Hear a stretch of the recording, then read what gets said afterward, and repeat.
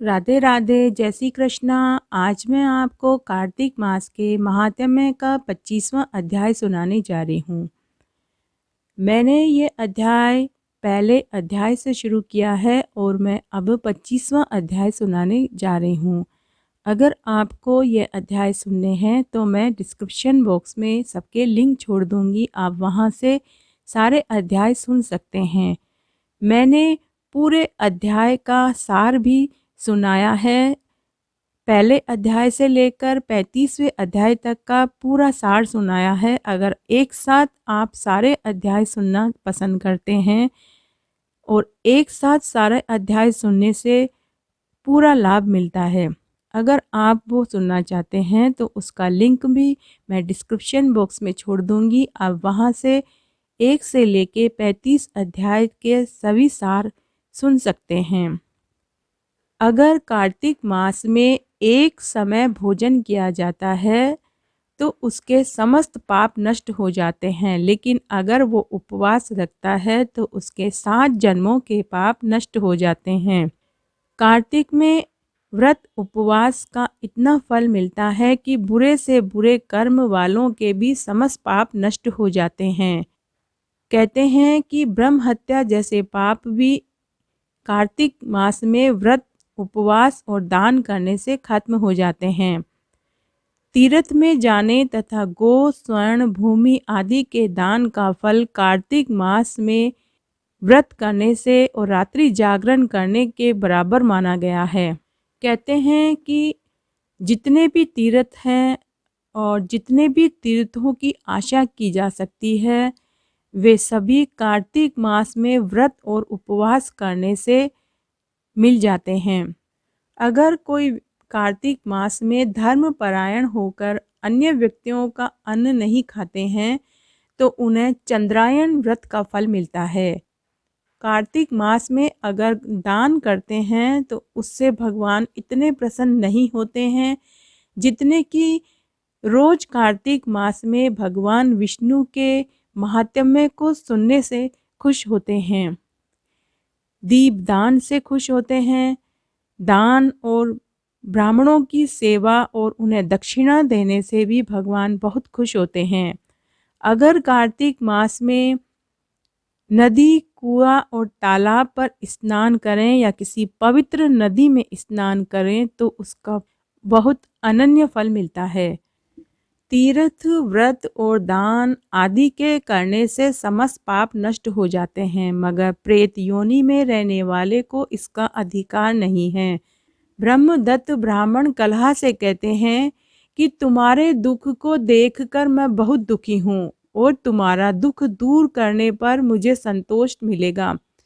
तुम्हारा पाप बड़ा ही भारी है, क्योंकि यह तीनों योनियां बहुत बड़े पाप करने वाले को ही प्राप्त होती है।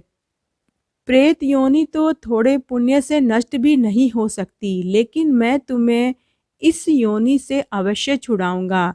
इसलिए मैंने जो कार्तिक का व्रत किया है उसका आधा पुण्य मैं तुम्हें देता हूँ, क्योंकि यज्ञ, दान, तीर्थ ये सब निश्चय ही कार्तिक के व्रत के पुण्य के समान नहीं है।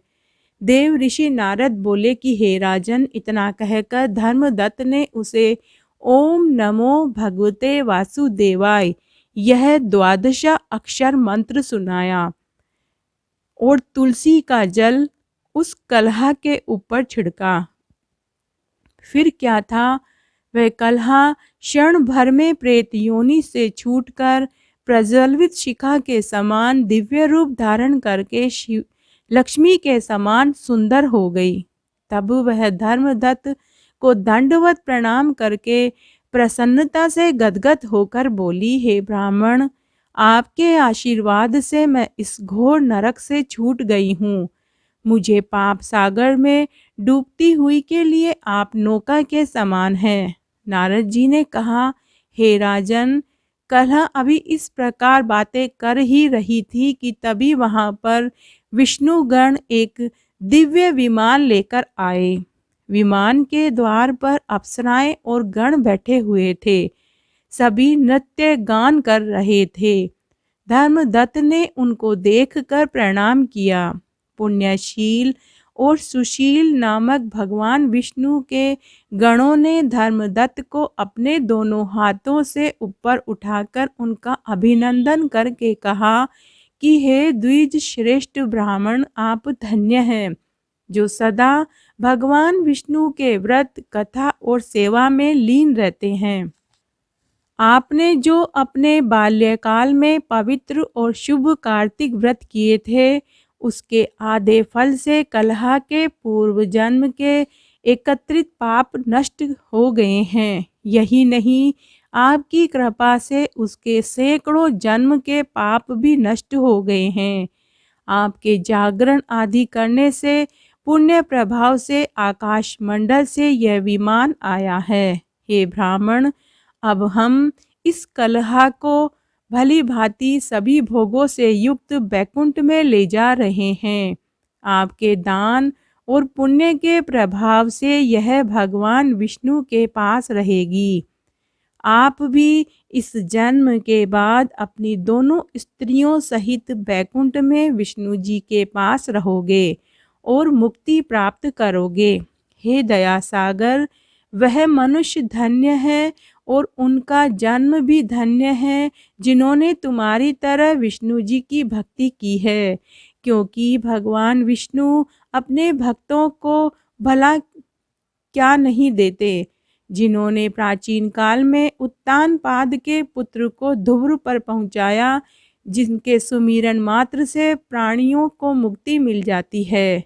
प्राचीन काल में विष्णु जी केवल अपने नाम के स्मरण से ही आप द्वारा पकड़े हुए हाथी को हस्ती योनि में मुक्त करके जय नाम देकर अपना पार्षद बना लिया।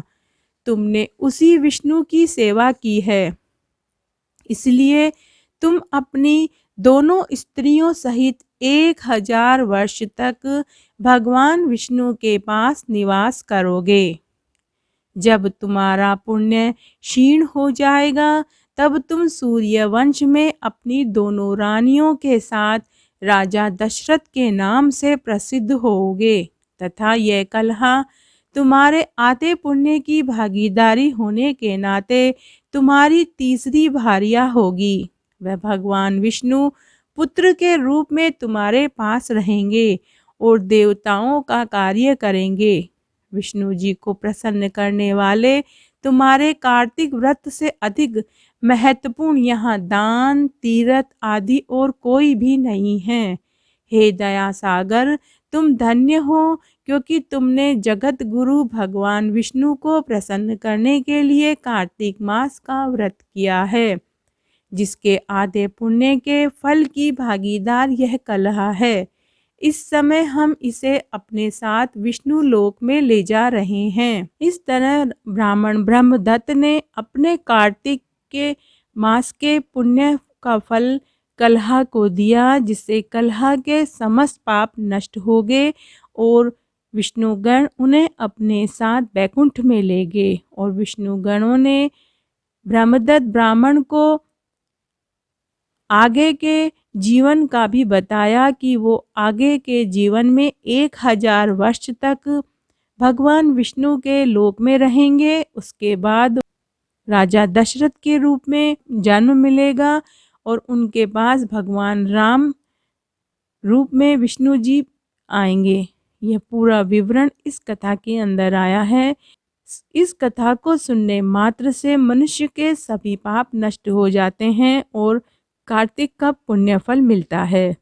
तो आज मैंने आपको कार्तिक मास के महात्म्य का 25वां अध्याय सुनाया। अगर आपको ये पसंद आए तो कमेंट बॉक्स में जय हो राधा दामोदर जी की जरूर लिखें। धन्यवाद।